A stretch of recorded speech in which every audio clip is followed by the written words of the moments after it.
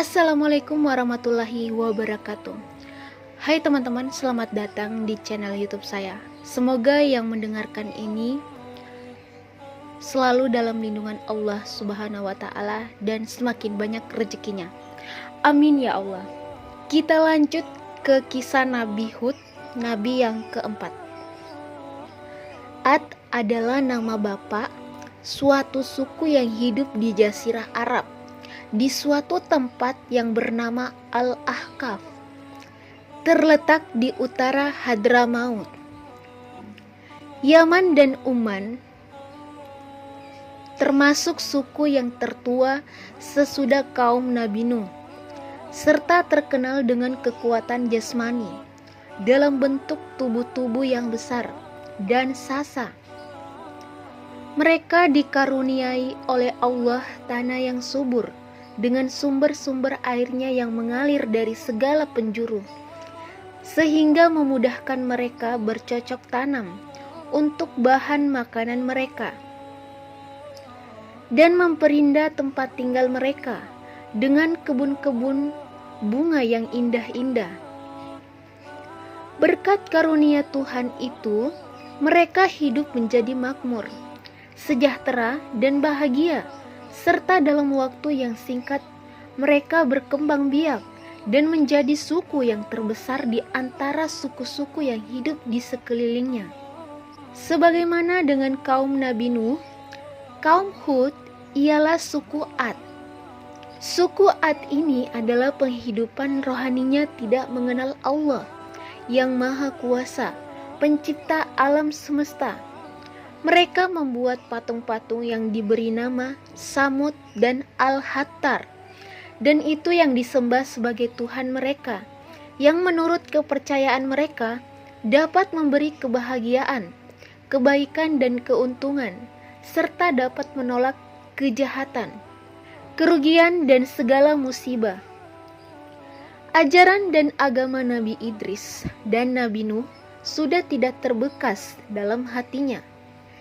Jiwa serta cara hidup mereka sehari-hari, kenikmatan hidup yang mereka sedang tenggelam di dalamnya, berkat tanah yang subur dan menghasilkan yang melimpah ruah. Menurut anggapan mereka, karunia dan pemberian adalah kedua berhala mereka yang mereka sembah.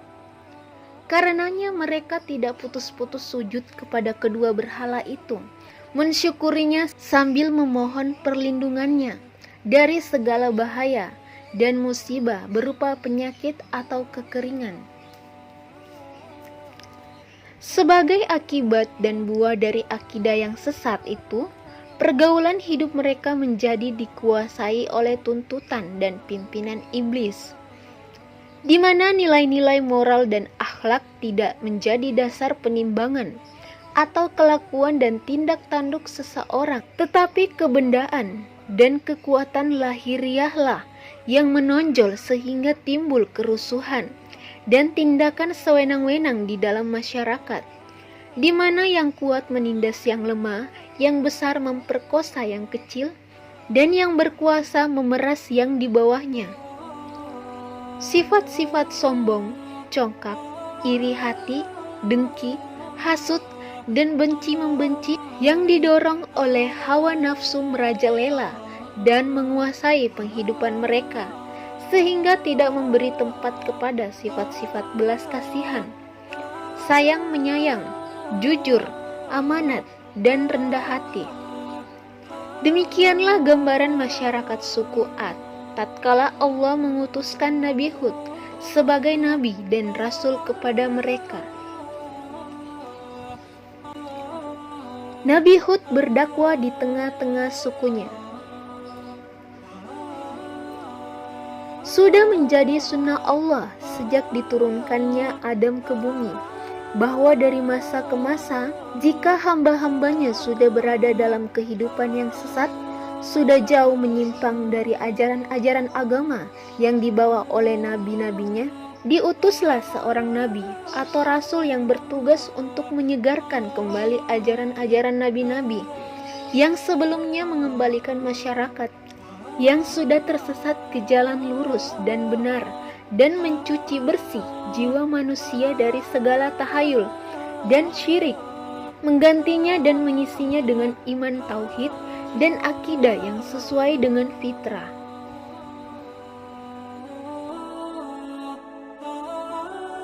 Demikianlah, maka kepada suku Ad yang telah dimabukkan oleh kesejahteraan hidup dan kenikmatan duniawi sehingga tidak mengenalkan Tuhannya yang mengurniakan itu semua, diutuskan kepada mereka Nabi Hud seorang dari keluarga yang terpandang dan berpengaruh, terkenal sejak kecilnya dengan kelakuan yang baik budi pekerti, yang luhur, dan sangat bijaksana dalam pergaulan dengan kawan-kawannya. Nabi Hud memulai dakwanya dengan menarik perhatian kaumnya, suku Ad, kepada tanda-tanda wujudnya Allah yang berupa alam sekeliling mereka, dan bahwa Allah lah yang mencipta mereka semua dan mengurniakan mereka dengan segala kenikmatan hidup yang berupa tanah yang subur, air yang mengalir, serta tumbuh-tumbuhan yang tegap dan kuat. Dialah yang seharusnya mereka sembah dan bukan patung-patung yang mereka perbuat sendiri. Mereka sebagai manusia adalah makhluk Tuhan paling mulia, yang tidak sepatutnya merendahkan diri sujud menyembah batu-batu yang sewaktunya dapat mereka hancurkan sendiri dan memusnahkannya dari pandangan. Diterangkan oleh Nabi Hud bahwa dia adalah pesuruh Allah yang diberi tugas untuk membawa mereka ke jalan yang benar, beriman kepada Allah yang menciptakan mereka, menghidupkan dan mematikan mereka, memberi rezeki atau mencabutnya dari mereka. Ia tidak mengharapkan upah dan menuntut balas jasa atas usahanya memimpin dan menuntut mereka ke jalan yang benar.